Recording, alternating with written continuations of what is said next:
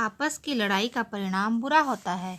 यदि उस लड़ाई का फैसला किसी चालाक आदमी को करने को दे दिया जाए तब तो स्थिति और बिगड़ जाती है। एक रोटी के लिए दो बिल्लियों में झगड़ा हुआ। बंदर ने उसका फैसला किया। दोनों बिल्लियों को उस रोटी से हाथ धोना पड़ा। इसलिए हमें आपस में मिलजुल कर रहना चाहिए। आइए दो बिल्लियों की कहानी देखते हैं, काली बिल्ली और सफ़ेद बिल्ली। म्याऊ म्याऊ म्याऊ। बिल्ली बहन नमस्ते। नमस्ते बहन नमस्ते। कैसी हो? अच्छी तो हो? अच्छी क्या हूँ, भूखी हूँ, खाने को कुछ ढूंढ रही हूँ। उसी खोज में मैं भी निकली। मुझे महक रोटी की आती। हाँ, मेरी नाक भी यही बताती। रखी मेज पर है वह रोटी, जाके लपकूं कोई आ जाए तो। तू ठहर, मैं तो चली। काली बिल्ली दौड़ती है और रोटी झपट के भागने लगती है। फिर सफ़ेद बिल्ली चिल्लाती है, ठहर, कहाँ भागी जा रही है? मेरी रोटी लेकर। रोटी मेरी। तब काली बिल्ली कहती है, रोटी तेरी? कैसे रोटी तेरी? रोटी मेरी। सफ़ेद बिल्ली, अगर मैं न दिखाती तो तू क्या जाती? काली बिल्ली कहती है, जा डरपोक कहीं की, तू न दिखाती तो भी मैं जाती। सफ़ेद बिल्ली कहती है, रोटी मेरी। काली बिल्ली कहती है, रोटी मेरी। और दोनों झगड़ा करते हैं, रोटी मेरी और रोटी मेरी। इसी बीच में आता है एक बंदर।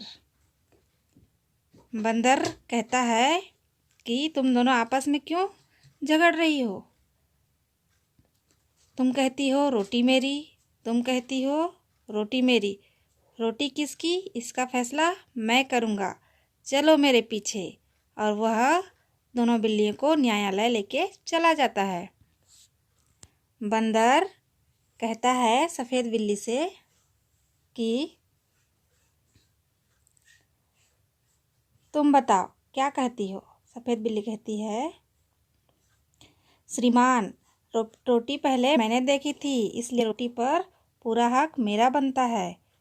काली बिल्ली से, तुम क्या कहती हो? श्रीमान, रोटी पर पहले मैं लपकी थी, इसलिए रोटी पर पूरा हक मेरा बनता है। बंदर कहता है, बात बराबर बात बराबर। रोटी को दोनों को आधा आधा मैं बांटूंगा, मेरे पास है धर्म काटा। बंदर एक तराजू ले आता है।